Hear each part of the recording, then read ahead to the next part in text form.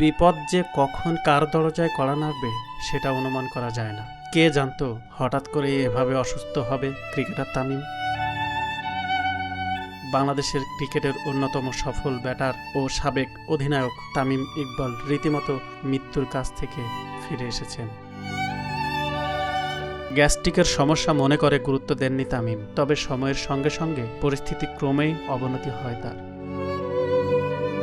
এরই মধ্যে হাসপাতাল নিয়ে পরীক্ষা করা হলে দেখা যায় 2 বার হার্ট অ্যাটাকে আক্রান্ত হন জাতীয় দলের এই সাবেক অধিনায়ক। আপাতত তামিমের জ্ঞান ফিরলেও এখনও শঙ্কামুক্ত নন তিনি।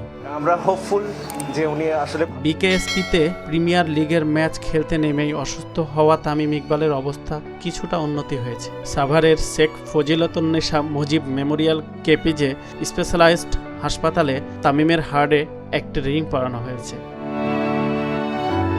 তামিম ইকবালকে অ্যাম্বুলেন্সে নিকটস্থ হাসপাতালে নেওয়ার সময় মোহামেডানের ট্রেনার ইয়াকুব চৌধুরী তার বুকে পাঞ্চ করছিলেন বলে জানা গেছে। জরুরি মুহূর্তে এ কাজটি রোগীর জীবন বাঁচায়। হৃৎপিণ্ড নিঃসাড় হয়ে গেলে সিপিআরের মাধ্যমে তা আবার সক্রিয় করার সম্ভাবনা থাকে। সফল সিপিআরে এভাবেই রোগীর জীবন বেঁচে যায়।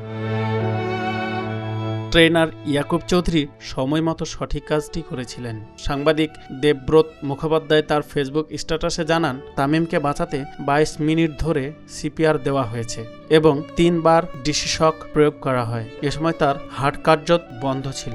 পরবর্তীতে আসলে উনি সাভার নবীনগরে কেপিজে হাসপাতালে নেওয়ার পর তামিম ইকবালকে লাইফ সাপোর্টে নেওয়া হয়। ওই হাসপাতালে এনজিওগ্রাম ও সেন্টিংয়ের ব্যবস্থা ছিল।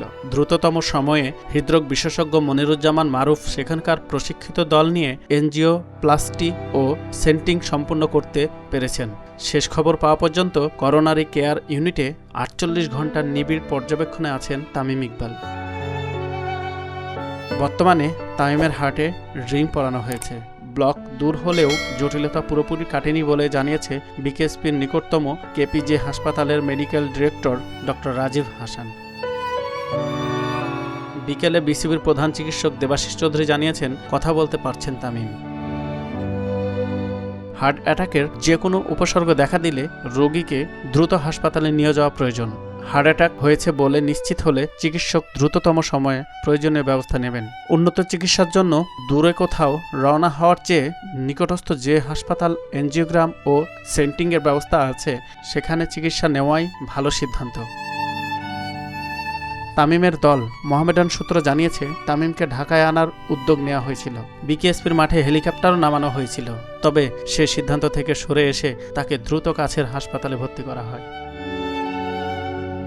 আসলে রিং পরাতে কতক্ষণ লাগে? হার্ট অ্যাটাক হলে যত দ্রুত সম্ভব রোগীর চিকিৎসা ব্যবস্থা করা প্রয়োজন। অ্যানজিওগ্রাম করিয়ে রোগীর আক্রান্ত রক্তনালীতে রিং পরিয়ে দেওয়ার প্রক্রিয়াটি সম্পন্ন করতে আদতে খুব একটা সময় লাগে না, যদি রোগীর জটিলতা অনেক বেশি না হয়।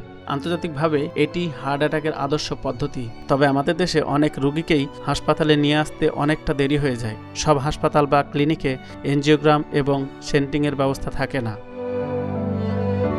তামিমের অবস্থা এখন পুরোপুরি শঙ্কামুক্ত বলা যাচ্ছে না, তবে তামিমের লড়াই এবং চিকিৎসকদের প্রচেষ্টায় তার ফেরার সম্ভাবনা উজ্জ্বল। ক্রিকেট বিশ্ব তার সুস্থতার জন্য প্রার্থনা করছে। ফিরে আসুন তামিম। জনপ্রিয় ক্রিকেট তারকা তামিম ইকবালের এই ঘটনা থেকে আবারও এই সত্য সামনে চলে এলো, জীবন বাঁচাতে সিপিআর শিখে রাখা উচিত সবারই। এর জন্য কিন্তু মেডিকেল পেশার সঙ্গে সংশ্লিষ্টতার প্রয়োজন নেই। এই প্রশিক্ষণ নিতে পারেন যে কেউ, তাতে আপনজন সহ চেনা অচেনা বহু মানুষের জীবন বাঁচানো যায়। B Bangla news, Dhaka.